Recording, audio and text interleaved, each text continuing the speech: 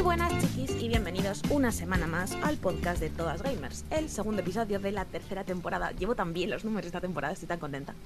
Este programa es un poco especial no solo porque estamos grabando por la mañana en una maniobra sin precedentes de quedar un domingo por la mañana para grabar y que no haya habido casi problemas técnicos, que eso también es una cosa que no nos pasa mucho, a pesar de que los que ha habido han sido todos mi culpa, porque este es un poco el rollo. Entonces, estamos aquí una semana más para hablar de nuestras cosas un poco de siempre, por lo que estoy viendo en la escaleta. Y hoy estamos más que en el programa anterior porque hemos podido recuperar a algunas de las compañeras que no habían podido venir. Y nos hemos dejado por el camino a las pobres Meren y Ana, que estaban ocupadas hoy y no han podido acercarse, pero igualmente las queremos con todos nuestros corazones. Entonces, presento primero a la gente que todavía no había debutado en esta temporada del podcast, tercera ya, madre mía, qué viejas somos, ¿no? En primer lugar tenemos a Ada. ¿Cómo estás, corazón? Hola, buenas. Pues un poco dormida, la verdad. Siento que me falta el café que están compartiendo Pauler y Ajolote. El horario de mañanas no nos ha sentado bien. No, sí, me recuperaré. Nos acostumbraremos, vale. Además de eso, tenemos también a María Kitsune, que está por aquí con nosotras una vez más. Oli, he vuelto. Has vuelto. Oli, la conferencia aquella. Además, como el nick empieza por K y K de Kojima y todo esto, es como sois la misma persona en el fondo. ¿Habéis visto alguna vez a Kitsune y a Kojima en la misma habitación? A mí no me gusta hablar, pero esto es lo que hay.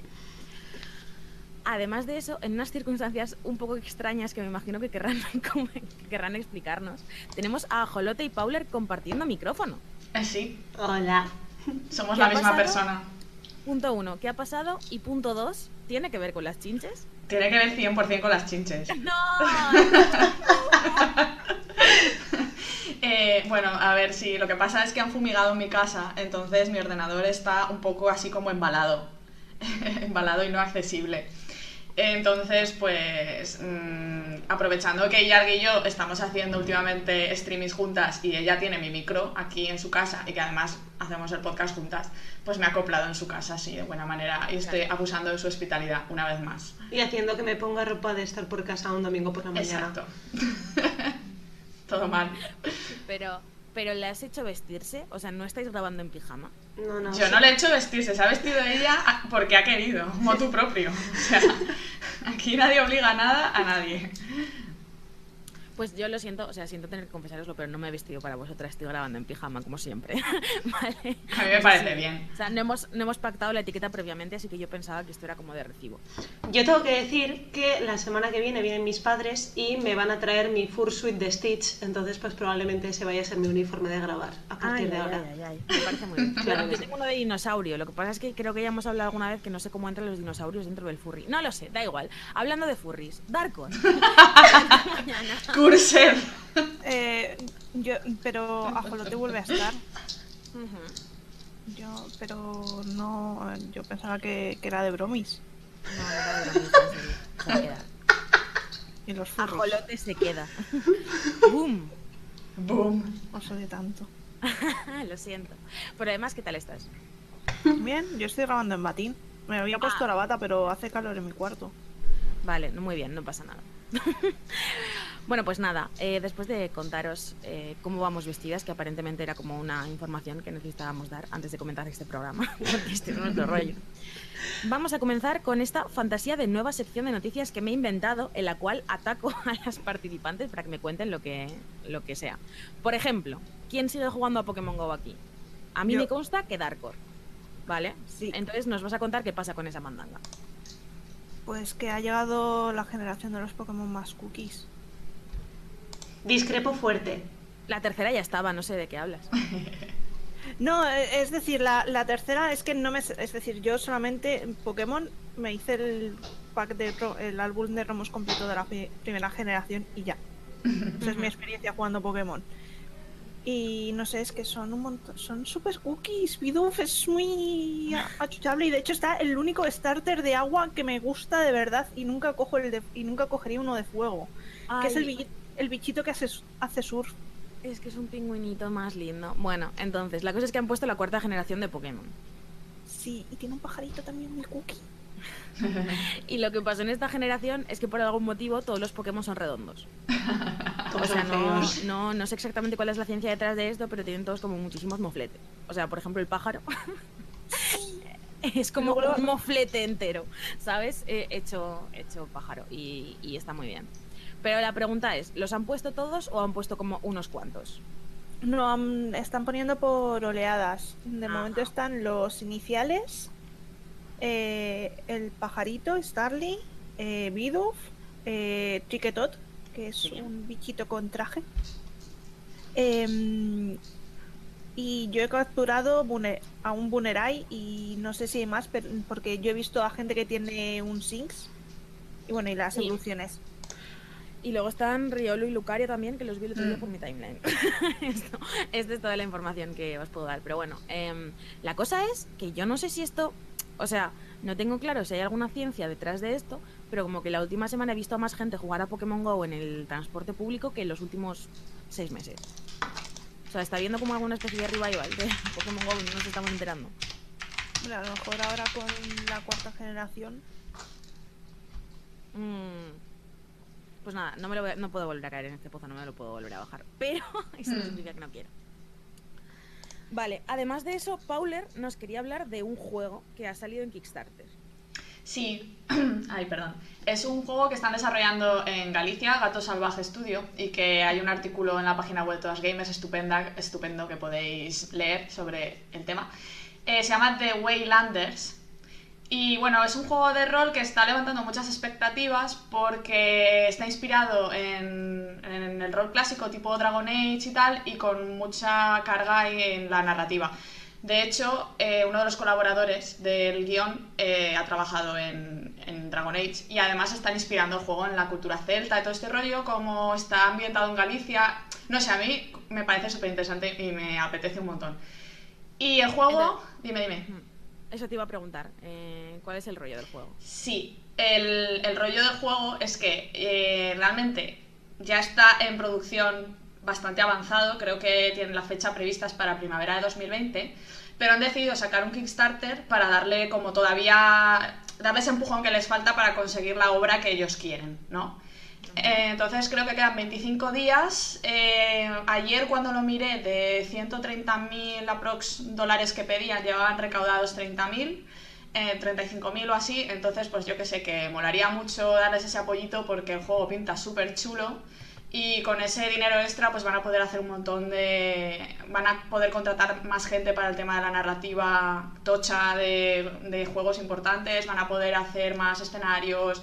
Las recompensas que se han currado están muy chulas. Entonces yo os recomiendo mucho echarle un ojo, aunque sea solo por curiosidad, porque pinta muy bien.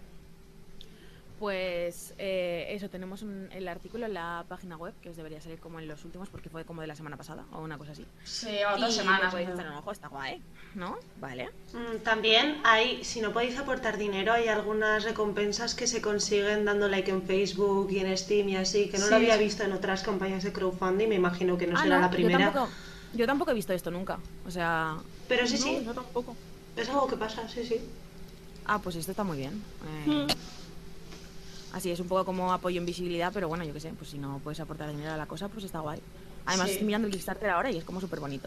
Es Vale, muy pues bonito. muy bien todo. Sí. Bien, oye, no pasa nada. Vale, tenemos como un par de temas más cortitos y luego tenemos el melón que tenemos que abrir, que lo vamos a convertir un poco en nuestra tertulia de hoy porque es un tema importante. Seguro que ya os lo imagináis porque evidentemente se ha hablado mucho de esto. Pero bueno, antes de eso vamos a conectar con nuestra ministra de Otomes para que nos cuente qué pasa con los daddies. Pues que vuelven los daddies. Y vuelven para final de mes, para el 30 de octubre, con la edición completa, digamos, para PlayStation 4. Y también habrá una actualización. Y por lo que he visto del tráiler, hay imágenes del final ese de la secta. Ese que levantó tanta polémica. Y estamos aquí mordiendo las uñas a ver si lo han metido o no. Porque además a mí me parece como peculiar que salga justo el día de antes de Halloween, ¿no? Es que, por favor, que no me O sea, que no es necesario que pase esto. O sea, el final de la secta del Dream Daddy está pasando ahora mismo. O sea, estamos como rozándolo con los dedos. Y es que, o sea, tiene que estar, ¿no? Es a la fuerza. En el trailer lo deja así como intuir un poco. Tiene que estar, Y- tiene que estar. Sí, en el final o sea, fue como una movida. De hecho, hay un artículo en la web sobre esto también, que cuando salió el Dream Daddy la gente como que miró el código y vio que había una especie de final secreto en la que el Daddy de Ciudadanos ya estaba como metido en una secta y era todo súper turbio y súper extraño. Y como que mucha gente se echó las manos en la cabeza, otras nos quedamos un poco en plan de qué guay, estaba un poco de morbo. Y al final no se supo nada nunca. Los Kings. Estaría guay, la verdad. Además, me parece chulo que saquen No Tomes en consolas, porque es una cosa que está bien. Y además en Play 4 lo puedes jugar en la Vita con el juego remoto, que es la mejor forma de jugar los Otomes. Así que me lo voy a comprar, efectivamente, me lo voy a comprar. Y además de eso, Ada nos quería contar otra cosa sobre un juego que sale de los creadores de Pony Island. Sí, ¿habéis jugado a Pony Island? Sí, lo jugué en streaming, fue la experiencia más loca de mi vida. Sí, es que es muy loco. Es como muy loco y perverso. Pues bueno, Daniel Mullins, que es el creador de Pony Island, ha sacado esta semana The Hex, que es como su segundo trabajo y también sigue como mucho en la línea meta. Porque nos plantea como una trama así de Cluedo, donde los protagonistas son personajes arquetipos del mundo gamer, como el soldado marine, la hechicera o incluso la perspectiva en primera persona, que es así como un tío con capucha y un interrogante en la cara. Y bueno, todos ellos están así como en una taberna y el propietario recibe una llamada que le avisa que uno de los 6 clientes ha cometido un asesinato. Y a partir de ahí pues es como que creo que empiezas a volver a las memorias de los protagonistas y empieza a hacer una mezcla de géneros súper loca también, así que supongo que va a ir por ese rollo. Y bueno, ha salido esta semana y ya está en Steam y cuesta como menos de 10 euros y Pony Island era súper interesante, así que supongo que este también. Y yo la verdad es que me muero de ganas de jugarlo. Joder, la verdad es que un poco también. Ha salido esta semana, ya ha salido también Obra Dinn, que es el nuevo de Lucas Pope, de Papers, Please, y estoy como en plan de no me gusta tiempo para jugar a todas estas cosas. Sí, pero bueno, este tiene pinta de que no debe de ser muy largo. No. No lo sé, pero el Pony Island ya no lo era. No, en realidad sí, Pony Island eran como 2 horas, o sea que yo creo que puede ser como un juego razonable para jugar y quedarte muy loco, me imagino. Sí, además el precio está muy bien, así que... tiempo. Pues muy bien, aquí el podcast de Todas Gamers a tope con lo indie, estamos a tope. Vale, entonces ahora Ilargi va, o sea, estábamos como muy de buen rollo, ¿no? Así con los Pokémones, los juegos indie, los daddies, tal, vale. Pero ha pasado una cosa esta semana con Rockstar que ha sido como súper polémica y un poco terrible en general. Entonces Ilargi nos va a contar qué ha pasado y vamos pues, a comentarlo un poco así en forma de tertulia, porque yo creo que el tema se lo merece. Me estoy dando cuenta de que yo vengo aquí a hablar de furros y explotación laboral. Estas un poco son mis dos marcas. Está bien como que sea tu marca personal, ¿no? Está fenomenal. A mí me gusta, yo no reniego de ella para nada. Bien, me parece bien. O sea, furries y reivindicación de los derechos de los trabajadores. Bueno, pues ya está, ¿no? Pues ya está, ya tengo mi carta. Bueno, pues como decías, ¿no? Las redes sociales y toda la comunidad han estallado en llamas por otra vez un caso de prácticas nefastas para justificar el satisfacer al consumidor o al supuesto gran consumidor. Y es que una entrevista a Dan Houser, cofundador de Rockstar y uno de los responsables del desarrollo de Red Dead Redemption 2, confesó en una entrevista publicada para Vulture que el equipo de escritura se vio sometido a jornadas de más de 100 horas semanales para pulir los textos del juego. Que encima lo que se veía no era que era una forma de decir, jo, mirad qué bien, que en serio nos lo tomamos, qué buenos somos, qué cultura del esfuerzo tan fantástica tenemos. Y bueno, a pesar de los intentos de la compañía por apagar los juegos, han salido muchos trabajadores de la compañía de juegos actuales y juegos anteriores como Grand Theft Auto 5 para decir que los tiempos trabajados ahí eran una tortura y básicamente es como que no han podido meter la mierda bajo la alfombra. Y la empresa, bueno, no ha tardado en intentar apagar los fuegos y hacer un lavado de cara, y hace 3 días publicaron para The Guardian unas declaraciones en las que afirmaban que no iban a descansar hasta mejorar este aspecto. Curse. O sea, vamos a ver.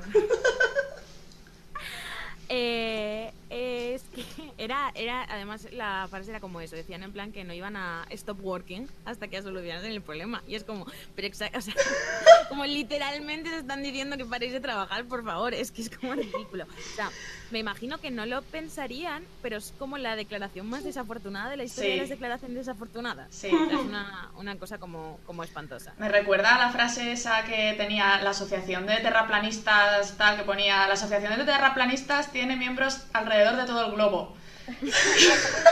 O sea, es que es ese tipo de afirmación autodestructiva. Y bueno, lo último que sabemos es que hace 3 días se publicaron en Kotaku las últimas declaraciones de la empresa, en las que intentaban hacer hincapié en una cosa que llevan intentando defender a lo largo de toda la semana, que es que las horas extras siempre han sido voluntarias. Y... sí. Parece ser que la culpa era de los empleados, que no se habían dado cuenta de que eran voluntarias. Entonces, pues bueno, ahora que lo saben, pues... Claro. A mí esto me parece precioso porque es como que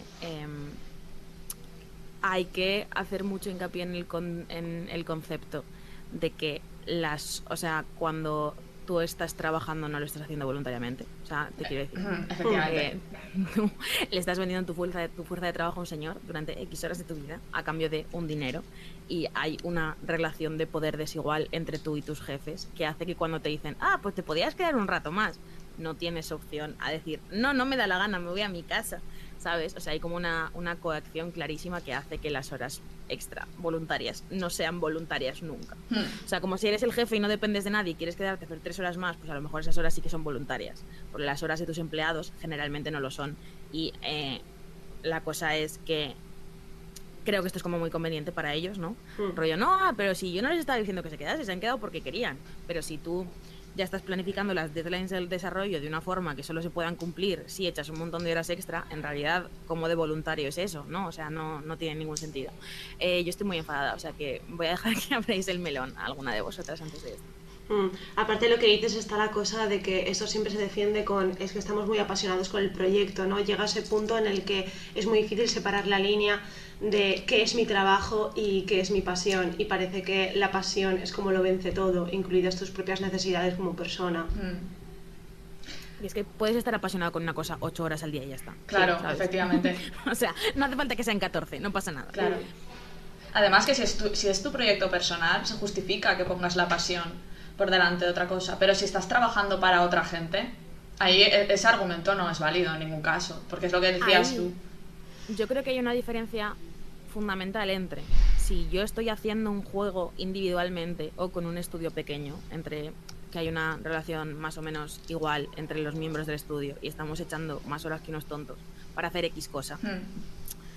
Es un trabajo que realmente es para ti, ¿no? O sea, es como que tú te empleas a ti mismo y tú distribuyes tu tiempo como te da la gana, y entonces pues habrá circunstancias en las que echarás más horas de lo que serían las 8 horas de jornada laboral y tal, que sigue siendo una cosa a evitar, porque trabajar más de lo que toca nunca es como una cosa buena, pero no es lo mismo un diseñador indie que está haciendo el juego él solo y trabaja 14 horas que estar trabajando 14 horas para Rockstar o sea, esto porque parece que es una cosa de Rockstar, pero en realidad somos relativamente conscientes de que la inmensa mayoría de empresas grandes que hacen videojuegos hacen esta cosa. Si tú estás trabajando 14 horas para una empresa, el beneficio de tu trabajo no va para ti, va para la empresa. Entonces hay como una diferencia fundamental entre ese tipo de proyecto de pasión que tú haces en tu tiempo libre y le dedicas todo el tiempo que puedes porque estás apasionado y tienes muchas ganas de que salga, que echar más horas en tu trabajo asalariado porque lo tienes que hacer, porque es así como está establecido en tu empresa. Es una diferencia súper importante. Has dicho una cosa que creo que es el punto que quería decir ahora, ¿no? Que es como, vale, ahora estamos hablando de Rockstar, ayer estuvimos hablando de Telltale y pasado mañana vamos a estar hablando de otra compañía. Es que esto no es una cuestión de que empresas aisladas están haciendo estas prácticas, es que es una práctica generalizada en toda la industria. Y lo que hablabas de los desarrolladores indies, yo quiero matizar que tú, cuando has tenido que pedir un crédito o has tenido que pedir dinero a familiares y amigos, creo que ya no es tanto que estás trabajando por pasión, sino que estás trabajando para asegurarte de que vas a amortizar ese dinero que has perdido y que lo tienes que sacar sí o sí, porque si no es que lo has tirado a un pozo sin fondo. Claro, pero es como una diferencia en a dónde va ese trabajo extra que estás haciendo, ¿sabes? O sea, porque los trabajadores que están haciendo crunch constantemente o no están cobrando las horas extra, las están cobrando de una forma ridícula y sigue siendo igualmente... O sea, existe un límite de horas extra que puedes hacer a la semana precisamente para evitar que se exploten este tipo de cosas. Entonces es como... pero precisamente me parece eso. O sea, no es tanto como el linchamiento de Rockstar, aunque me parece que Rockstar se merece su parte de bronca. Precisamente por esta cosa de decirlo como algo de lo que estás orgulloso. Que ya me parece como la cosa más desvergonzada del universo. Cogería y decir, ¡buah, qué guapo va a quedar el juego! Estamos trabajando semanas de 100 horas. Perdona, ¿qué? Claro. A mí me parece que siempre caen en una trampa. Bueno, o sea, no es que caigan en una trampa, sino que intentan vendernos la moto. De que, claro, el trabajo dignifica y entonces el trabajo está como súper romantizado. Pero es que no separan entre la diferencia, lo que ya hemos comentado antes, no separan entre la diferencia de trabajar para ti mismo porque algo te resulta constructivo, edificante, es un proyecto que tú luego vas a poder enseñar y decir, mira, tengo esto, y aún así seguramente lo vas a intentar vender, porque tú lo que necesitas es recuperar dinero porque sin dinero no puedes vivir, ¿vale? Pero hay una gran diferencia entre eso y entre trabajar para una empresa que se va a beneficiar de tus horas de trabajo. O sea, ahí el trabajo... No puedes romantizarlo de la misma manera, porque es que si lo haces estás ignorando toda la relación de poder que hay ahí, el hecho de que alguien está absorbiendo cosas de ti y no te está dando nada a cambio. Entonces, todo es eliminar toda esa parte, o sea, me parece súper irresponsable, y es que además lo hacen conscientemente, porque se ha generado toda una cultura de culto al trabajo, ¿vale? Y es como, no, perdona, no nos olvidemos de una cosa fundamental, y es que en esta sociedad la gente necesita dinero. Y no es una cosa que hayamos elegido, es que sin dinero te mueres. Entonces, sí, está muy bien trabajar en lo que te gusta, pero es que el 99,9% de la gente trabaja en aquello que le permite vivir. Y ya está. Y además de eso, a ver, esto es un problema porque la industria está estructurada de esta manera. O sea, quiero decir, hay un sector muy grande de los jugadores que habrán leído lo de las 100 horas y antes de que saltase la liebre y todo el mundo se pusiese en plan de tal, porque eso también vino como fundamentalmente de gente dentro de la industria o a raíz de declaraciones de trabajadores que habían trabajado en Rockstar y que ya no trabajaban en Rockstar y que decían en plan de pues es que yo me tuve que largar porque era o mi salud o seguir trabajando en esta empresa. Ya, bueno, yo creo que hay un sector muy grande de los jugadores a los que digan que están trabajando semanas de 100 horas en su juego les parece de puta madre, sí. En plan de ¡buah, va a salir guapísimo! Sí. ¿Sabes? Y esto también es un problema en el que hay que educar a la gente en que no merece la pena que tu entretenimiento esté cargándose las vidas de la gente porque están trabajando un montonazo.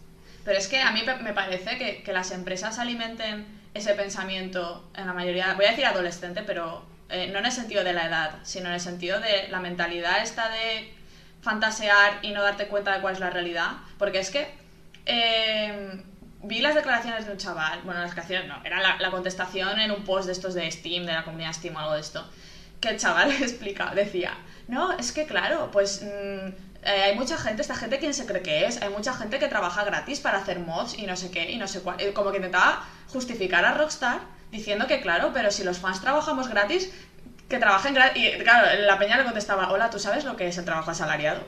¿Sabes? Es como, ¿por qué la industria da voz a esta gente? ¿Por qué escucha lo que dice esta gente? Si es gente ignorante y malintencionada, tío, o sea, es que me da rabia. O sea, pero claro, pero es que no es lo mismo hacer un mod que hacer o sea, que claro. Una parte de tu trabajo. O sea, yo estoy ahora aquí de risas un domingo por la mañana grabando un podcast, ¿sabes? Porque me da la gana de hacerlo, pero si tuviera que estar a estas horas trabajando de mi trabajo de verdad, me molestaría un montón porque me parecería como súper horrible por parte de la persona que me contrata, ¿sabes? O claro. sea, hay una diferencia fundamental entre lo que haces porque, o sea, si tú estás haciendo un mod y no sacas el mod, la gente, o sea, nadie te va a decir nada, o sea, tú respondes ante ti mismo y no depende tu sustento económico de que hagas o no hagas el mod. Es que es como una cosa, o sea, yo creo que como la moraleja de tanto el mes pasado con lo de Telltale como este mes es un poco el rollo de importan más los derechos de las personas que los juegos. Que esto es como una cosa que parece que se olvida a veces y me parece muy loco que se olvide. Pero se olvida... Yo no entiendo lo de Rockstar, sinceramente, porque a mí me parece que esas declaraciones son de como decir soy un incompetente. Pues, ¿cómo puede ser que una empresa de las que tiene más dinero? Porque es que el GTA está siempre entre los más vendidos. Y el GTA sale hace ¿cuánto? 3 años. ¿Cómo puede ser que la empresa que más cobre, que encima está recibiendo mogollón de pasta del GTA Online, no pueda permitirse más trabajadores? Y es que además hacer jornadas largas... de desarrollo. Claro, hacer jornadas largas es peor para el videojuego. O sea, ya puestos a ponernos full capitalista. Tú cuando ya llevas 10 horas trabajando, No ya produces. cuando llevas 8 ya estás regular. Ya cuando llevas 10, fatal. Si llevas 14 diarias, eso llega un momento que no das más. Entonces, es que me parece ser un incompetente directamente. Sí. Puestos es que no entiendo esas declaraciones, no entiendo nada, sinceramente. No sé Porque cómo es pasión. no sé cómo no pueden contratar al doble de gente si es que seguro que tienen dinero. Si es O que sea, cómo pero- no van a tener dinero, macho. Y la cosa es que les saldría cuentas, o sea, les saldría cuentas porque sería un mejor trabajo, mejor realizado y no saldrías en el periódico diciendo, hola, estoy siendo ilegal. ¿Sabes? Es que Es que es como ridículo, pero además es eso, o sea, como de... Son desarrollos larguísimos, o sea, porque mira, sacas un Assassin's Creed todos los años, o sea, yo me cuestionaría primero como la necesidad de sacar un Assassin's Creed todos los años. Ya. Pero yo entiendo que si sacas un FIFA todos los años, y si sacas un Assassin's Creed todos los años, entiendo que los tiempos son los que son, ¿no? Y que va a haber circunstancias en las que vas a tener que trabajar más, que yo, personalmente, supliría con más trabajadores. Bueno, yo personalmente, ¿sabes? En plan, cualquier persona que quiera ajustarse a la ley supliría con más trabajadores, ¿vale? Pero yo entiendo que los tiempos son los que son, que hay veces que va a ser muy apretado y que es lo que hay, porque tienes unos tiempos de desarrollo muy cortos. Pero que llevan haciendo desde el descubrimiento del fuego este juego. Ya. O sea, pero como en 4 años no habéis tenido tiempo para organizaros unos horarios que sean razonables para colocar el lanzamiento en una forma en la que os permita lanzar el juego de puta madre sin necesidad de... Es que, o sea, no... Es como los juegos están planificados contando que la gente va a pringar y va a trabajar 14 horas. Y si ya, cuando estás a mitad de mañana y se acerca la hora de comer, estás ya subnormal y necesitas ya como el descanso, en plan de me salgo un rato a tomar el aire, ¿cómo vas a hacer algo competente trabajando a ese nivel? Es que es imposible. O sea, es que es contraproducente. También, no sé hasta qué punto también es el tener que sacar un Assassin's Creed todos los años, sino que encima el Assassin's Creed que tienes que sacar tiene creador de personajes, mundo abierto, 4 millones de frases, un NPC que se rasca la nariz cuando pasa alrededor de un campo de peonías porque les tiene alergia. Más de 100 horas porque si no se quejan. O sea, los juegos tienen tal cantidad de contenido, un contenido encima que tiene que ser muy diferente entre sí, que tiene que ser muy creativo, o sea, es como... Me da la sensación de que llega un momento en el que metes por meter, porque cuantas más cosas metas, a más personas puedes apelar, por lo tanto, más pasta vas a sacar. Entonces, ¿de verdad es necesario el someter a las personas a estos niveles de estrés, a estos tiempos absurdos, para sacar un juego que tiene tantísimas cosas? Pero el tema es que, o sea, creo que los juegos que tienen muchas cosas, o sea, si este es el rollo que quieres hacer, si tú quieres hacer un juego con muchísimas cosas, y si el estándar como jugadores lo hemos establecido en juegos que tienen muchísimas cosas y que están pulidos hasta el último detalle, también hay que entender que eso conlleva tiempos de desarrollo más largos y que a lo mejor no lo vas a tener para pasado mañana, ¿sabes? O sea, si a mí me dices que el Death Stranding va a ser un juego que va a estar ultra pulido y va a salir en 2025, no porque Kojima esté quedando con sus amigos y merendando, que es lo que parece que hace todo el día,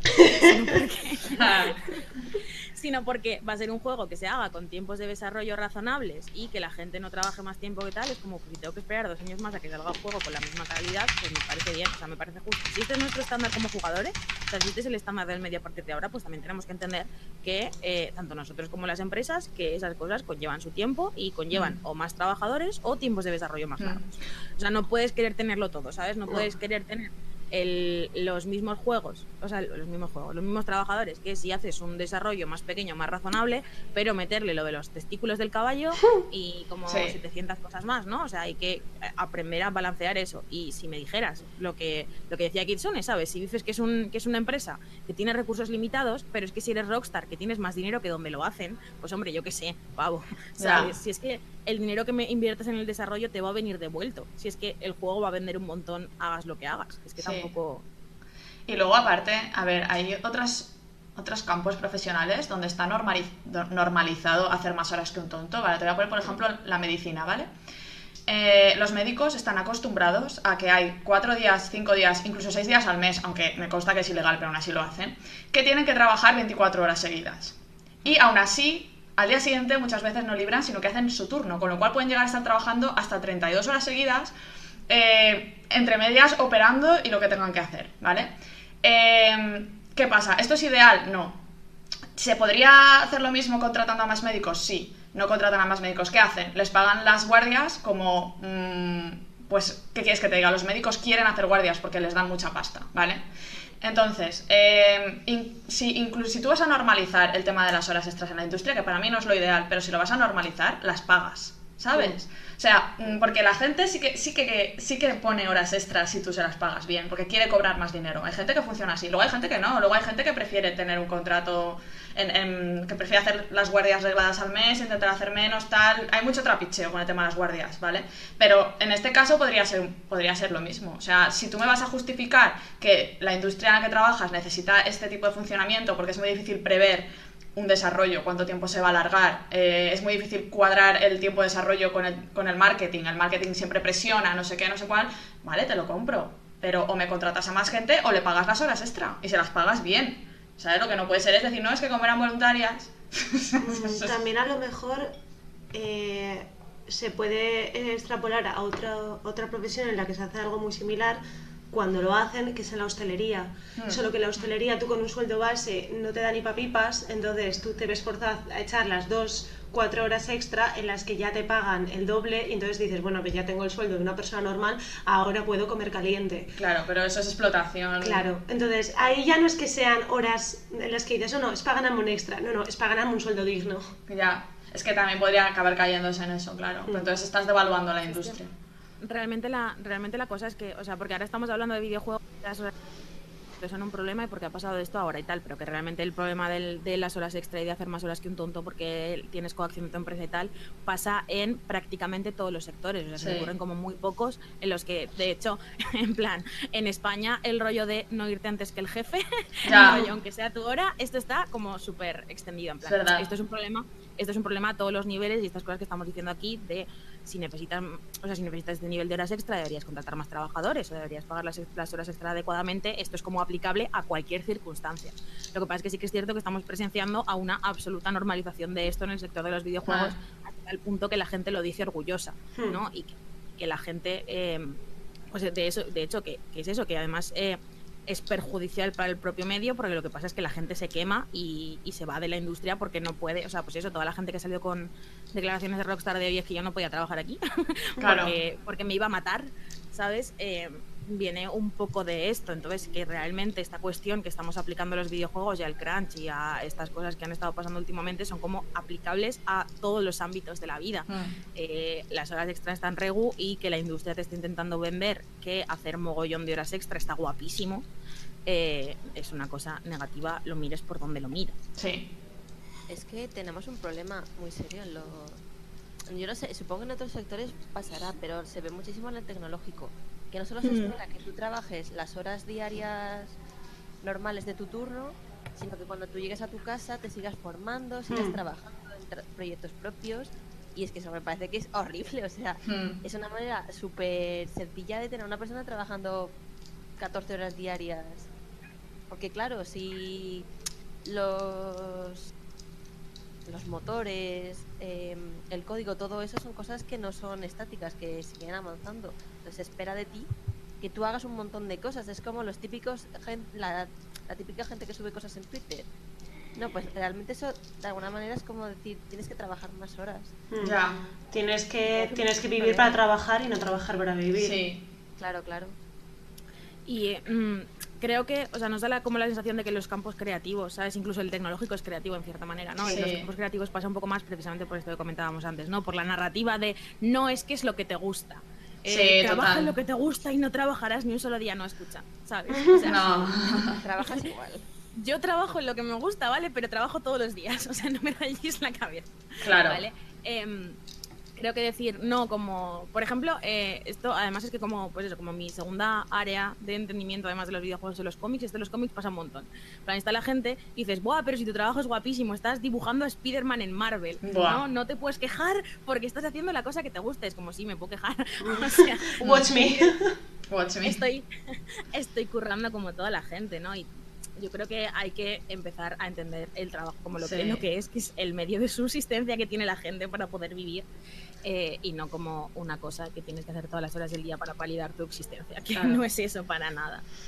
A mí me ha pasado siempre que, como siempre se me ha dado bien dibujar, claro, la gente siempre viene, ¿me haces un dibujo? Y era como...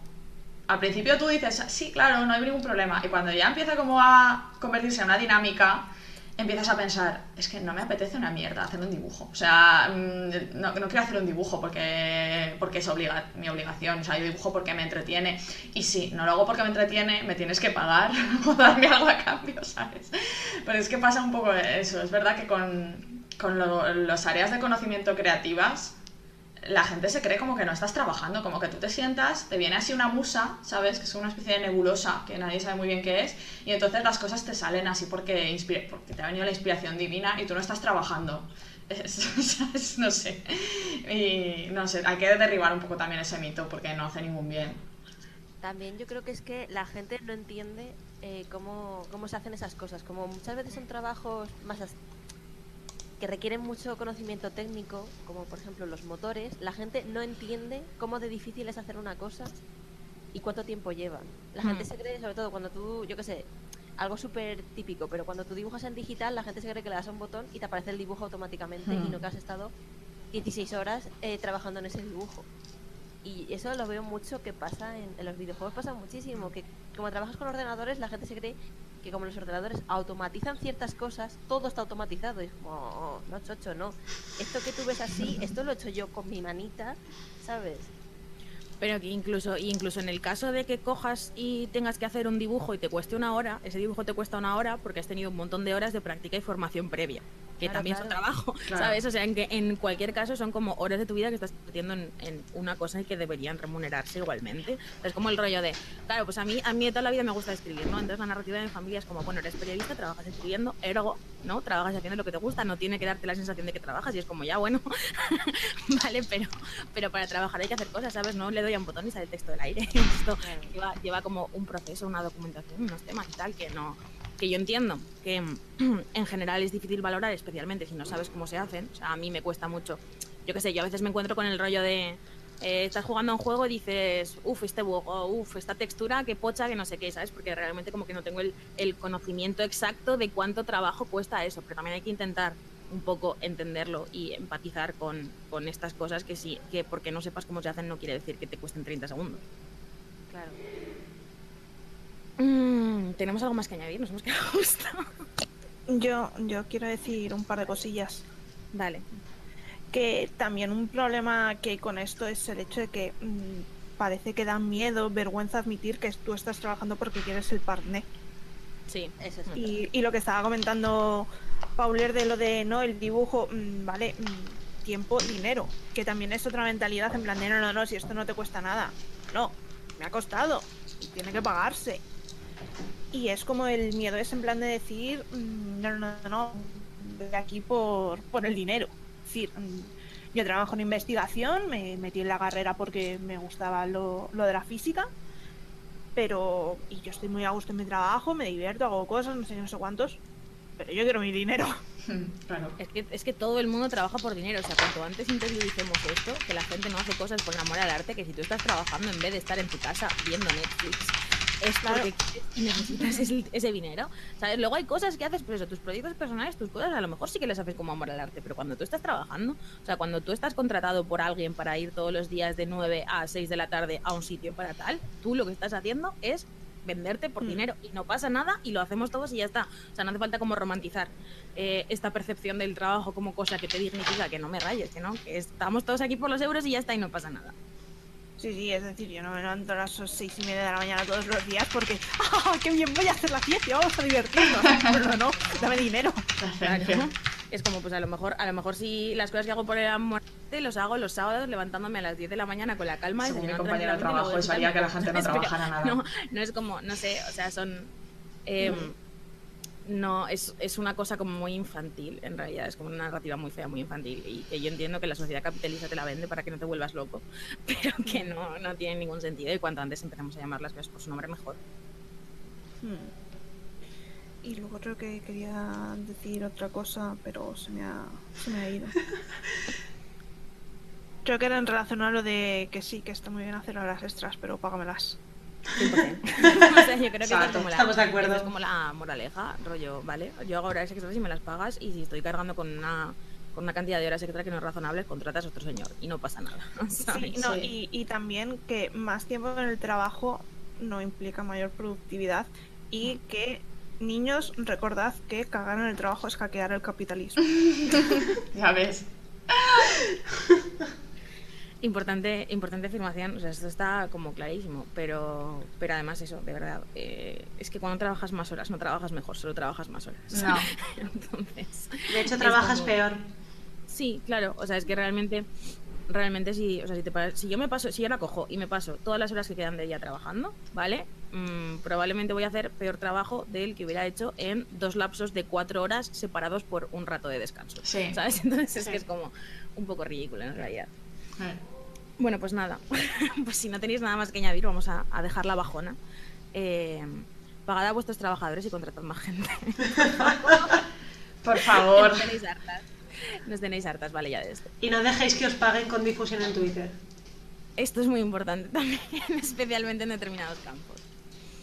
Entonces, cerrada la tertulia, hoy tenemos sección retro, que la va a hacer Pauler, y nos va a hablar de un juego que cumple 25 años. Pues sí. Más o menos, ¿se me suena? ¿No? ¿Sí? Sí, 25 años y cuando lo digo me siento muy mayor. ¿Verdad? Sí, la verdad es que es curioso que hayamos hablado de Rockstar y del crunch y todo esto, porque es que vamos a pasar a hablar de una compañía radicalmente distinta. O sea, es como el polo opuesto de los videojuegos. La compañía Cyan, que desarrolló el juego y la serie de juegos de la que voy a hablar hoy. Bueno, se trata de un juego que cuando salió nadie habría dado un duro por él, pero que con el paso de los años, recordemos que antes el éxito de los videojuegos era relativo, relativo en el sentido de que no se medía por los 3 primeros días de ventas o la primera semana, sino que se medía a lo largo de los años, ¿no? Lo que ocurrió con este juego es que desde su lanzamiento a 2002, cuando fue... Ay, perdón, joder, me he rayado. Vale, cojo otra vez. Lo que ocurrió con este juego es que se convirtió a lo largo del tiempo, desde su lanzamiento hasta 2002, cuando fue desbancado por los Sims, en el juego más vendido hasta el momento. O sea, es el juego que hoy en día está en el puesto 18 de los juegos de PC más vendidos de toda la historia, ¿vale? Me refiero a Myst, que es una aventura gráfica en primera persona, desarrollada por Cyan, hoy rebautizados como Cyan Worlds, y publicada para ordenadores de sobremesa en 1993. Vale, entonces, la pregunta es, ¿cuándo jugaste tú a Myst? Vale, yo a Myst debí jugar en el 96 o el 97, que llegó a mi casa, porque a ver, dentro de las rarezas de este juego, porque todo lo que rodea a este juego es como muy anómalo en todos los aspectos, es que los desarrolladores que lo programaron eran 2 hermanos, Robin y Rand Miller, que eran unos frikis de Macintosh. Y desarrollaron este juego para Macintosh, ¿vale? Entonces el primer ordenador para el que salió Myst fue un ordenador de sobremesa Macintosh. ¿Qué pasa? Que en mi casa también éramos unos raros y mi padre tenía un Macintosh, en una época en la que nadie tenía esos ordenadores en España, por lo menos, ¿vale? Él lo tenía porque teníamos un acuerdo con la universidad, porque allí utilizaban Macintosh, entonces él lo necesitaba para trabajar en casa, entonces cuando compraban partidas de ordenadores para el departamento, pues muchas veces llegaban con juegos, entonces él se traía juegos a casa. Y apareció entre todos los juegos que trajo, pues trajo Myst. Y yo debía tener como 9 o 10 años. Y era un juego que yo en ese momento no entendía nada, porque... O sea, Eso te iba a decir. Sí. Porque a mí me parece súper complicado. Sí, para haberlo jugado de niña, ¿eh? Es un juego muy complicado, pero es que era... luego desarrollaré más este tema, pero es que llegó en un momento en el que abrir el ordenador y perderte en un mundo virtual era como una cosa tremendamente nueva. ¿Vale? Hoy en día estamos como muy acostumbrados a internet, al hipertexto, a que tú abres la pantalla y te trasladas a otro sitio simplemente porque te pones a leer Wikipedia y estás como leyendo cosas que te vienen de lugares lejanos y yo qué sé, el navegador de internet es casi como un mundo virtual, ¿vale? Y estamos como muy acostumbrados a eso. Pero es que en el momento que salió Myst, la gente no estaba en absoluto acostumbrada a eso. O sea, sí que existían las aventuras textuales, existían aventuras gráficas, pero es que la capacidad de transportarte que tenía este juego era como muy nueva. A la gente le petó mucho la cabeza con este concepto, ¿no? Entonces yo, como era una niña y de repente me encontré eso, me parecía súper interesante poder simplemente pasearme por dentro del juego. Claro, yo iba tocando las cosas y como estaba en inglés no entendía nada. Pero me encantaba. O sea, es que tenía una atmósfera súper especial. Y hoy se ve como un poco envejecida, pero en ese momento era como... ¡Buah! Aparte, tú veías las imágenes y era como, esto es fotorrealismo, así, para mí era como súper realista, era muy nuevo, ¿sabes? Y me gustaba mucho, aunque obviamente no me lo pasé, o sea, era imposible. Resolví bastantes puzzles, tengo que decir, y conseguí encontrar el acceso a varios de los submundos que tenía, pero no me lo pasé. Bueno, para centrarnos un poco en el juego en que estoy hablando, voy a contar la premisa, ¿vale? A ver, la premisa era que el jugador aparece, sin contexto alguno, en una isla desierta. Aunque por la intro del juego, que por cierto es bastante peliculera, si la veis, para un juego de 1993, da así como... Nada más abrir el juego ya da la sensación de que te estás metiendo en algo guay, ¿no? Entonces, según la intro del juego, parece que tú llegas a esa isla a través de un libro. Y en esa isla se te plantean, sin que se te explique nada, una serie de puzzles que te permiten ir ganando acceso a nuevas áreas y nuevos mundos. Y cada uno de estos mundos está contenido a su vez en libros, como es una especie de Inception así metaliterario. Y bueno, con esta premisa básica, poco a poco teníamos que ir deshilachando la historia de lo que había pasado con ese lugar misterioso y onírico, en el que no hay personajes, o sea, no hay enemigos ni amigos, no hay nadie, está totalmente despoblado, pero esto partía de una limitación técnica, pero está justificado por el argumento, y además justificado muy bien por el argumento, ¿no? Entonces, el ambiente dentro de Myst es como muy, no asfixiante, pero como ominoso, como tienes la sensación todo el rato de que algo malo ha pasado ahí, y conforme vas avanzando en la historia se te va confirmando que efectivamente así ha sido, ¿no? Entonces, los lugares están despoblados pues porque ha habido ahí historia. Y esa era un poco la premisa. Y no, es que yo es que me estoy releyendo ahora la saga del mundo de tinta de Cornelia Funke, y tiene una parte bastante metaliteraria de cambiar la historia dentro de la historia, escribiendo y leyendo y cosas así. Y no sé si es también así un poco la movida que había en Myst.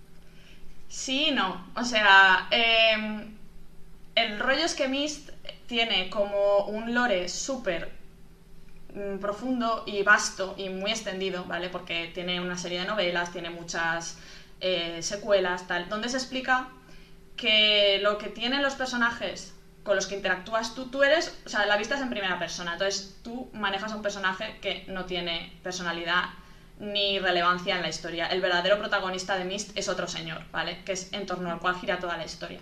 Entonces, este señor y su familia es gente que ha heredado un arte milenario de una civilización perdida, que tiene la capacidad de no crear mundos, pero de describir mundos en libros y entonces poder teletransportarse a ellos, ¿vale? O sea, el rollo no es que tú escribes el libro y creas el mundo, sino que a base de describirlo generas el acceso a un mundo que ya existe. Entonces, jugaba mucho con la idea filosófica esta de el autor nunca crea nada nuevo, solo puede crear cosas que ya existen, ¿no? Y el tema de los libros, en el juego tú no cambias la historia por escribir un libro y entonces, ¡buah!, he cambiado esto, pero esto ha salido mal, entonces tengo que reescribir esto. No era ese rollo. Simplemente tú te paseas por mundos que otras personas han creado, que han tenido una historia propia y que por algún motivo esa historia ha llegado al punto en el que tú te encuentras ahí y está todo vacío. Entonces tienes que desentrañar qué es lo que ha pasado, ¿no?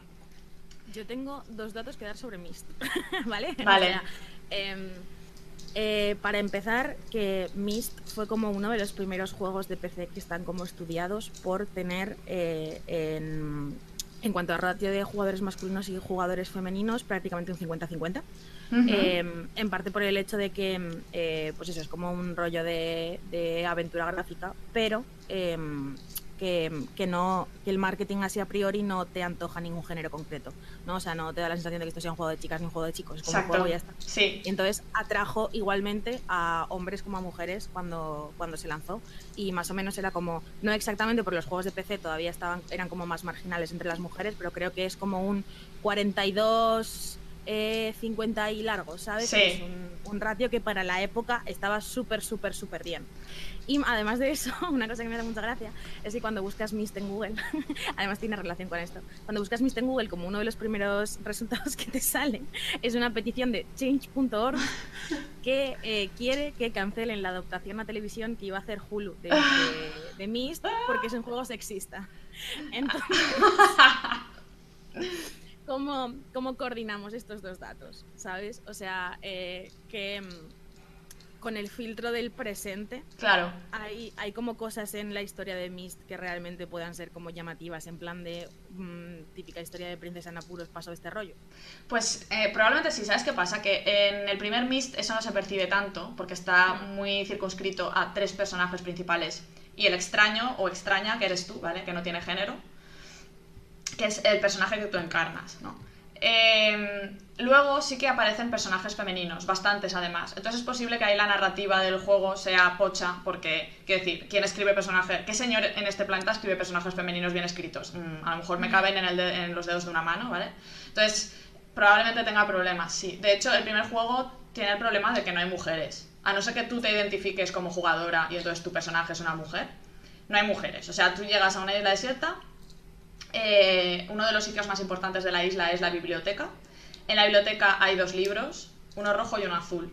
Cuando abres el libro rojo te aparece una imagen distorsionada de un señor que intenta hablar contigo, y cuando abres el libro azul también. Conforme vas avanzando en la historia vas descubriendo que esos libros dan paso a una dimensión como corrupta en la que están encerrados 2 hermanos, cada uno en su libro. Entonces, según tú vas avanzando tienes que devolver páginas a los libros para poder comunicarte con ellos mejor. Entonces, ambos sostienen que el otro hermano tiene la culpa de todo lo que ha pasado. Entonces, tú al final tienes que tomar la decisión de a ver a cuál liberas, o si no liberas a ninguno, y entonces tienes, o hay 2 finales malos y uno bueno, ¿vale? Según qué decisión tomes al final. ¿Qué pasa? Que todos son señores, ¿vale? Los 2 señores en los libros, y luego su padre, que es otro personaje que es el protagonista de la historia de Myst, que también está por ahí. Y luego hay una tal Catherine, que es la mujer de este señor, que está en otra dimensión a la que luego se viaja en la secuela del juego. Entonces, claro, sí, yo no sé hasta qué punto es sexista el juego, porque me falta o sea, no conozco toda la historia, porque es extensísima, y yo solo he jugado realmente al primer juego. Pero vamos, me lo creo perfectamente. Lo que pasa es que tiene sentido que jugaran tanto hombres como mujeres, porque precisamente una de las anomalías de Myst es que fue un juego que gustó a todo el mundo menos a los gamers, y pongo muchísimas comillas en la palabra gamer, ¿vale? Pero es que los hermanos Miller, cuando hicieron el juego, no jugaban a videojuegos. Eso es lo primero, o sea, creo que solo habían jugado 2 o 3 aventuras textuales. Y luego hicieron el juego para ellos, porque querían hacer algo que les gustara a ellos. Entonces, cuando el publisher les preguntó, vale, pero ¿cuál es la demografía de vuestro target? Los 2 se quedaron en plan, ¿demografía? ¿Target? ¿Demografía cuando serás mía? Sí, tal cual. Ojalá no. Eso sería increíble. Se van bailando de la habitación. Demografía. Tal cual. O ¿Qué he sea, hecho para merecer esto? Haciendo así la patada de visual, eso estaría guapísimo. O sea, a partir de ahora en mi cabeza está... has hecho muchas cosas buenas, Darko. Por eso estamos aquí. Pues sí, fue así. Demografía cuando serás mía. O sea, no... Y claro, ¿por qué no lo jugaron? O sea, ¿por qué lo jugaron igual de hombres que mujeres? Pues porque, como muy bien has comentado tú, no estaba dirigido a un público concreto. Es un juego que estaba dirigido a cualquiera que le pudiera interesar eso. Y resulta que en ese momento de la historia de los videojuegos, eso era muy excepcional. Apelaba a algo, una sensación muy nueva que a la gente le interesaba mucho, que era el perderse en un mundo virtual, y encima pues tiene carácter, tiene una narrativa que engancha, tiene un montón de factores que yo creo que fueron los que hicieron que la gente... Además es eso, o sea, sobre todo es que gente que no jugaba a videojuegos se compró un ordenador adrede solo para jugar a Myst. O sea, es que fue muy loco lo de este juego. Era un poco, o sea, como una de las cuando se ha estudiado a posteriori el rollo de los de Myst teniendo igual de jugadores que de jugadoras, una de las teorías que se dice es como, claro, es que esto tampoco parecía lo que tú pensabas en ese momento como concepto de videojuego, ¿no? Parecía como una experiencia diferente, y entonces en ese sentido el sesgo social que tenías respecto a los videojuegos son una cosa masculina no existe tanto porque es como otra cosa, ¿no? Entonces esta es como el rollo de que incluso gente que no jugaba, como no lo veía como un videojuego, lo veía como un videojuego especial, entre comillas, porque tenía como otras características, ¿sabes? No era como un matamarcianos, era como una cosa más cinematográfica, pues también se atrajo a otro tipo de público. Entonces me parece como una cosa en realidad súper interesante, que entiendo que no era la intención, o sea, por lo que dices, no era como vamos a hacer un juego para gente que no juega juegos, ¿no? Sino que lo estaban haciendo para ellos mismos, pero que sin querer tuvo ese efecto. Efectivamente, o sea, fue totalmente eso. Y bueno, por seguir hablando un poco de las características de Myst y quizá porque fue un juego tan rompedor, pues yo he destacado aquí 3 aspectos, un poco subjetivamente también, pero hay bastante consenso en torno a esto, a estos 3 aspectos. Bueno, el primero es que se trataba de un juego contemplativo, que a diferencia de otras aventuras gráficas como las de LucasArts, pues en aquel momento ya estaba por ahí Maniac Mansion y estas cosas, ¿no? Pues no aderezaba la narrativa con gags alocados ni golpes de humor, sino que buscaba desplegar una narrativa envolvente a través de los escenarios. O sea, los hermanos Miller literalmente decían, nosotros no somos programadores de juegos, nosotros somos constructores de mundos, o sea, world builders, ¿vale? O sea, ellos se veían a sí mismos como escritores o como guionistas, pero no como programadores. Entonces, o sea, lo que buscaban es eso, una narrativa muy envolvente a través de los escenarios y que te involucrara muy lentamente. O sea, el juego quería que tú te comprometieras con ese mundo y esa historia lentamente y casi sin darte cuenta. Y buscaba absorberte así como en un ambiente mágico y picarte con los puzzles. Luego, el segundo aspecto es que todos sus escenarios eran imágenes 3D pre-renderizadas que intentaban acercarse al fotorrealismo. Que vale, con 25 años de distancia, pues esta palabra nos puede parecer una exageración, pero es que en ese momento el diseño pues resultaba muy espectacular. Y encima esta elección artística, no sé si supongo que no fue meditado, pero lo cierto es que le salió así, contrastaba muy fuertemente con el onirismo del mundo de Myst, y claro, daba como una sensación de realismo mágico que era muy novedosa en el momento. Es que claro, tenemos todo el rato que pensar que era 1993. Y que este juego fue como una anomalía que apareció de repente, vendió un montón, ofreció de pronto un montón de cosas nuevas, un montón de gente dijo, ¡buah! Este es un camino nuevo que pueden seguir los videojuegos, cosa que nunca ocurrió, eso ya hablaremos luego. Y luego como que se evaporó, ¿vale? Pero en el momento en que salió generó muchísima atención, porque es que tenía todos estos elementos que lo hacían súper especial, muy diferente a lo que había en el contexto.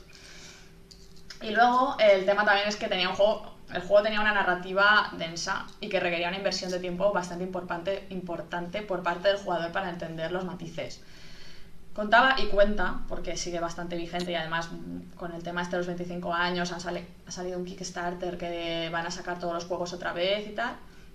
Bueno, cuenta con un lore muy profundo y de muchísimo contenido, que además se expandió a una saga de novelas, son 3 novelas, y numerosas secuelas. Bueno, la secuela más importante es Riven, que es la segunda parte de Myst. Y luego también otros publishers, que fueron entre ellos Ubisoft, sacaron Myst 3, 4 y 5. Y luego Cyan Worlds, otra vez al mando de Rand Miller, sacó Uru. Que Uru fue por un lado una aventura gráfica y por otro un juego multijugador online. ¿Cómo funciona esto? O sea, Vale, pues funciona mal, porque Uru arruinó al estudio. O sea, vale, pues nada. Sí, o sea, ellos querían... A ver, es que claro, como no lo he jugado, voy a hablar muy en términos generales, ¿vale? Igual digo alguna cosa errónea, pero por lo que yo recuerdo.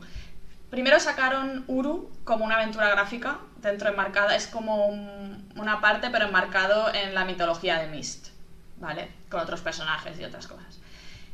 La intención era hacerlo multijugador online, pero se canceló, no salió, no sé qué. Total, que al final consiguieron sacar el juego Uru multijugador online en 2007, como 7 u 8 años después de que saliera el primer Uru. Y realmente tuvo una fanbase y tuvo bastantes jugadores. O sea, esto estuvo activo durante bastantes años y se generó una comunidad chula, y cuando se cerró mucha gente le dio pena.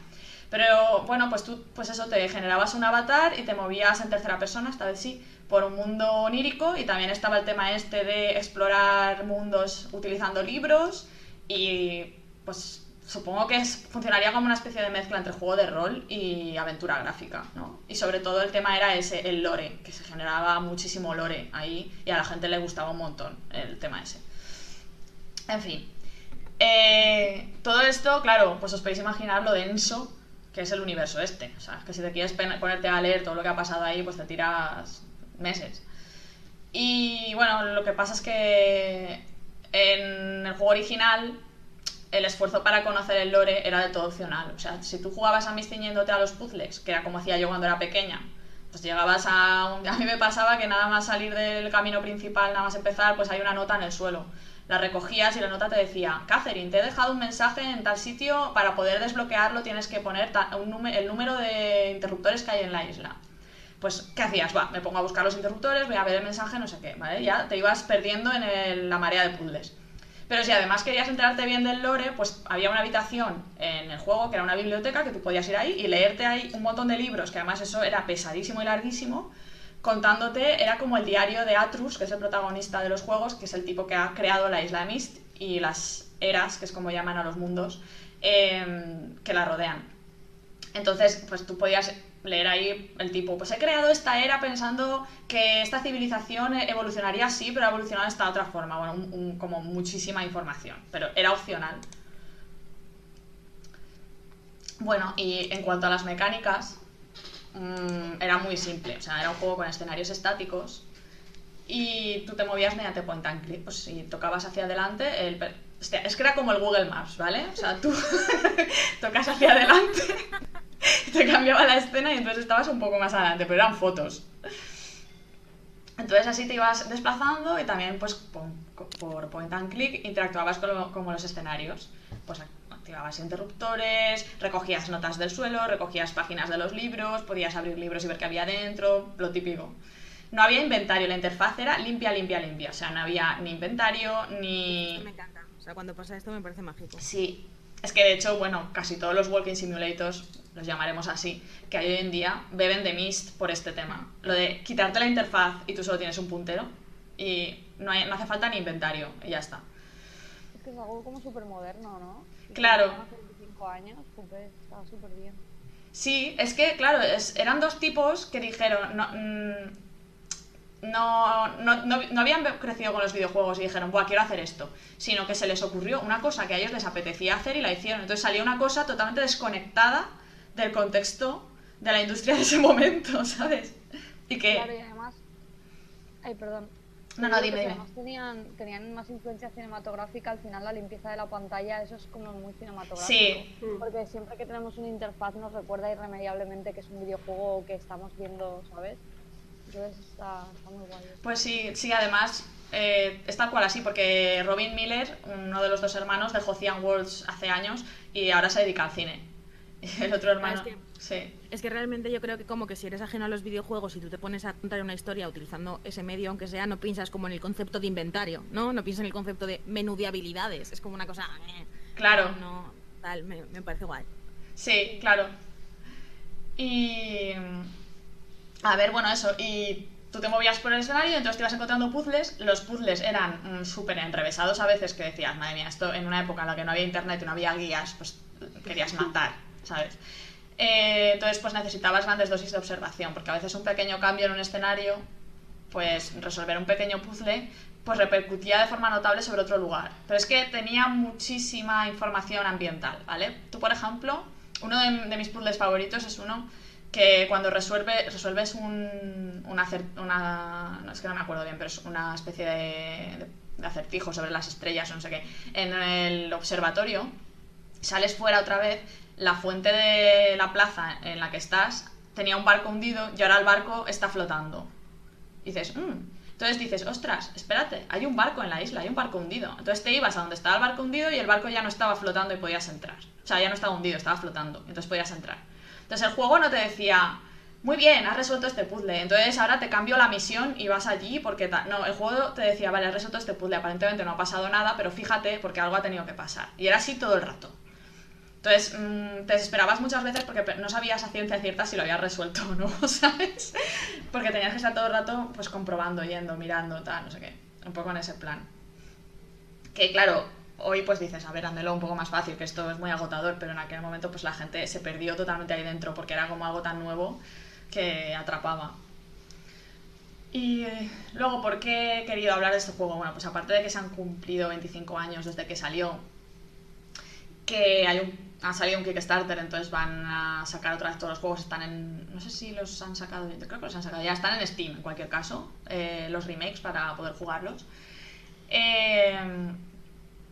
Bueno, me parece interesante señalar que Myst fue un éxito tanto en ventas como entre la crítica y el público, pero es que al mismo tiempo se convirtió en el centro de un debate que aún sigue muy vigente, porque para muchos jugadores, sobre todo la gente que sí venía de jugar videojuegos durante mucho tiempo y que se consideraba gamer y que consumía prensa especializada, para esta gente Myst no era un videojuego, ¿vale? Algunos medios lo describieron como un pase de diapositivas interactivo. Sí.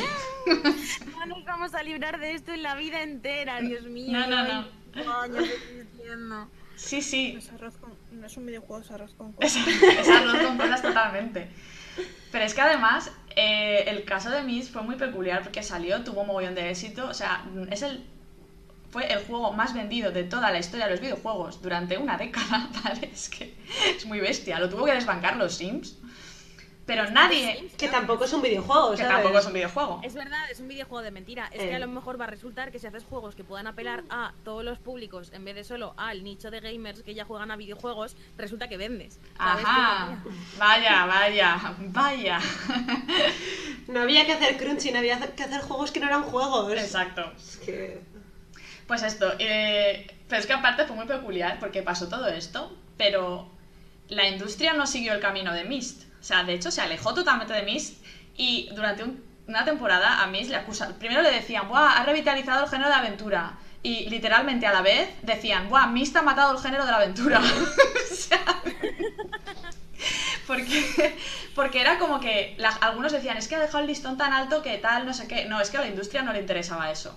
La industria estaba en ese momento preocupadísima por cómo conseguir imágenes en 3D en máquinas de 16 bits, ¿vale? Entonces, ¿qué pasa? Que era en un momento en el que el medio todavía no se había conocido a sí mismo, todavía estaba estrucleando con la técnica, ¿vale? Con los temas, con los aspectos técnicos y buscando como generarse un público base, como una identidad.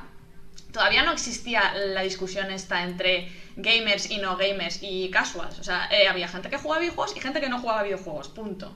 Entonces, de repente aparece Myst, es una cosa totalmente fuera, como ya no adelantada a su tiempo, pero es que sencillamente anacrónica. O sea, aparece de la nada una cosa de dos tipos que ni le interesan los videojuegos. Entonces, claro, la industria... igual es un poco de reduccionista decir que no estaba preparada para esto, porque no es tanto eso, sino como que en ese momento no estaba para integrar Myst en su narrativa, ¿sabes? Tenían como ya un camino y era como, no, pero vamos para acá, para los tiros y para las plataformas y para el 3D, ¿sabes? Y era un poco lo que pasó. ¿Qué pasa? Que hoy en día los juegos indie, pues mucha gente que está haciendo videojuegos hoy en día jugó Myst en su día, o incluso aunque no la jugara, es como que se ha recuperado esa rama de la creatividad de los videojuegos orientada hacia narrativas nuevas y formas de jugar nuevas. Entonces, Myst pues es prácticamente el precursor de cualquier walking simulator hoy en día. O sea, es que tú pones en Google Myst-like games y es una categoría de juegos como Myst. Sí, 100%. Sí. Y de hecho cuando juegas a un walking simulator que te gusta y como que luego investigas un poco más, siempre es como los desarrolladores diciendo, pues es que de crío a mí... Claro, sí. Es como... Totalmente. Totalmente. O sea, yo cuando jugué The Witness hace un par de años y estaba explorando la isla, yo decía, estoy jugando a Myst 2. O sea, salvando las distancias, pero es que era como puzzles ambientales, check. Perspectiva en primera persona, check. Isla desierta onírica, check. No sé quién soy en esta historia, o sea, soy un personaje anónimo, check. O sea, cumplía todo. O sea. Y bueno, yo si tengo que dar una razón para analizar su éxito, pues probablemente diría que fue porque trascendió el medio por ofrecer algo diferente. Que fue capaz de apelar, como ya hemos comentado antes, a todas las audiencias y no solo al arquetipo de gamer. O sea, yo recuerdo a mi padre jugando a Myst. Mi padre no le había interesado en la vida de los videojuegos y jugaba conmigo a Myst. Y el hombre estaba ahí como súper interesado. Además, como me hacía de traductor porque yo no tenía nada. O sea, entonces, yo creo que no fue el primer caso de videojuego que intentaba algo diferente o llegaba a otro tipo de audiencia, pero sí que es el caso más notable por el tremendo éxito y por toda la influencia que ha tenido después. Y sobre todo hoy en día, es que hoy en día este tipo de juego está súper vigente, ¿sabes? Sí, de hecho, sacaron el port de Myst con los gráficos 3D a Android, Sí. ¿vale? Y siempre que entras como lista de juegos más vendidos de pago, está como el tercero o el cuarto. Como, pero que tiene más años que el fuego, el Myst, ¿sabes? Que siempre está ahí porque es que sigue habiendo una cosa ahí que interesa a la gente, claramente. Sí, es muy curioso. Además, leía un artículo antes sobre el tema que explicaba muy bien lo de las ventas. Y el juego, pues, empezó vendiendo normalito, no mucho. De repente llegó a las 100.000 copias al cabo de 2 años y dijeron, ostras, las 100.000 copias es un número, en aquel momento era un número importante, ahora no, pero en aquel momento era como, este número ya empieza a ser importante. Al cabo de 3 años seguía vendiendo, pero es que cada vez vendía más. O sea, no vendía cada vez menos, con el paso de los años vendía más. Es que... Entonces... O sea, tanto con el paso de los años vendía más que mientras grababa. Esto me lo he comprado, ¿no? Ups. Es una cosa que está pasando. Puede que yo haya abierto Steam también para revisar precios Es y que tal. cuesta 7 euros en Android, me lo puedo llevar al móvil en el auto. Ah, en Android. Está en Android también, sí. Sí, en Steam también está, pero vamos, 7 euros en Android me parece como en plan, dámelo, ¿no? Para mí, entero. Está en todos los sistemas, además es que es para todas las audiencias y para todos los sistemas, incluido Macintosh.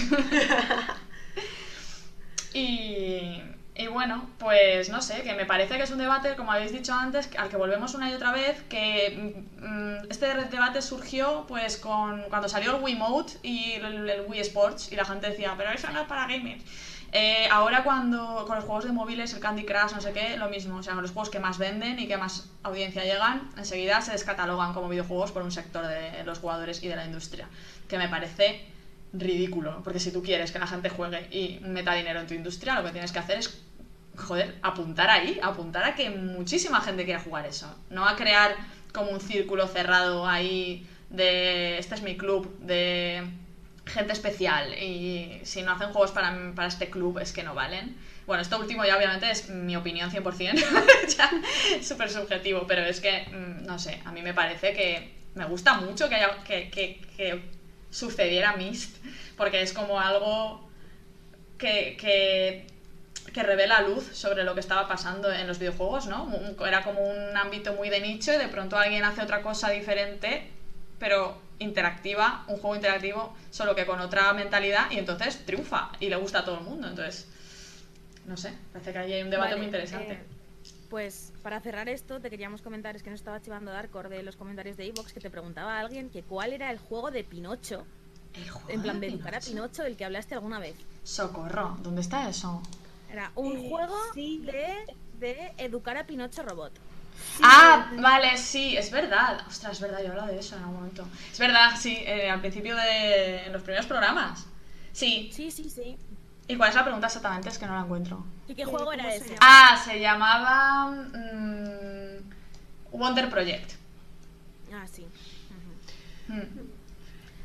Pues bueno, yo quería nos aprovechar... Vale, sí. Sí, porque lo que estaba comentando Paula me ha hecho surgir una reflexión acerca de cuando se habla siempre de un nuevo juego que pretende crear escuelita o que pretende abrir una nueva vía en lo que es la forma de contar historias o las historias en sí o las mecánicas. Me está acordando mucho, por ejemplo, del ejemplo de Undertale, de cómo todo el mundo decía que Undertale iba a revolucionar la forma de contar las historias. Y bueno, no sé cuántos años han pasado de Undertale, pero ¿dónde están esas nuevas historias que yo las vea? Me refiero, o sea, siempre que surge un juego de este estilo, mucha gente se le llena la boca hablando de cómo esto va a sentar un precedente y cómo la industria va a evolucionar a partir de ello, pero luego no sucede y nos encontramos con los mismos títulos de siempre. Sí, de hecho pasó exactamente así en 1993. No, pero yo creo que eso no es verdad. Si justo lo que estáis diciendo ahora es que todos los Walking Simulator beben de... Claro, es que acaba ocurriendo, pero no acaba cuando la persona cree que va a ocurrir. O sea, ocurre como a lo mejor 20 años después. Sí, yo creo que es el matiz. O sea, el rollo es que creo que no se puede esperar que pase ya. Es que Undertale tiene 3 años solo. O sea, Undertale bebe de ¿cómo se llama? De Mother, Y de Sí. juegos como Modern hay, vamos, a patadas tienes. Pues como Undertale igual, salieron bastantes juegos así de fans por el estilo, lo que pasa que claro, es muy difícil hacer un juego así en 3 años. No sé. Claro. Me refiero a cuando hablan de revolucionar la industria. Claro, yo estoy hablando de la industria, cuando hablo de la industria hablo de la gran industria. Cuando- Pero eso es imposible. No, porque no, la sí, sí. industria no se cambia, siempre sacan los mismos juegos una y otra vez. Claro, la Sí. gente está liada haciendo runs, entonces no pueden innovar. No tienes tiempo para jugar a Undertale porque trabajas 14 horas al día. Claro. Es toda la pescadilla que se muerde la Estás cola. metida ahí. Bueno, al final, en el medio de los videojuegos está pasando como en el medio del cine, que tienes Hollywood y luego tienes Woody Allen, ¿vale? O tienes pues cualquier estudio independiente, o el cine canadiense, o el cine europeo. Pero la gente, ¿cuál es la peli que llena el cine? Pues Los Vengadores, ¿sabes? Pues con los videojuegos yo creo que está pasando lo mismo. 100%. Sí, pues es buen ejemplo porque los Vengadores, o sea, a mí me encantan las pelis de los Vengadores, pero todas las películas son iguales. Sí. Los triples A pasa parecido, en plan, Sí. yo estaba jugando el otro día al Odyssey y digo, pero no sé si esto ya es el Odyssey o es Horizon o es todos los triples A que están contados por el mismo patrón. Ya. No, O sea, nos todos tienen los- metamos con Vengadores. Perdón. O sea, me acuerdo que el otro día hizo Mark Brown una pregunta en Twitter que decía, ¿por qué todos los juegos tienen 3 árboles de habilidades? ¿Por qué no 4? Sí. Todos tienen 3. Sí, lo vi. Todos tienen 3. Aunque seas Spider-Man o aunque seas Cassandra, tienes 3 árboles de habilidades. Sí, es verdad. Sí. Pues bueno, ¿tenemos algo más que añadir? ¿No? Vale, qué bonito esto. Ya, echaba de menos que me pase esto de que nadie me conté. Vale, pues si os parece vamos a ir cerrando. Muchas gracias por escucharnos una semana más y nos vemos en 2 semanas. Podéis en ese tiempo visitar la web, que es todasgamers.com, o seguirnos en Twitter, @todasgamers, que es el Twitter de la web, @elpubcast, que es el Twitter del podcast, que estamos en ello de verdad, de utilizarlo en serio, estamos como súper a tope con eso. Algún día pasará. Y pues nada, muchas gracias a vosotras y hasta luego. Hasta luego. Adiós. Adiós.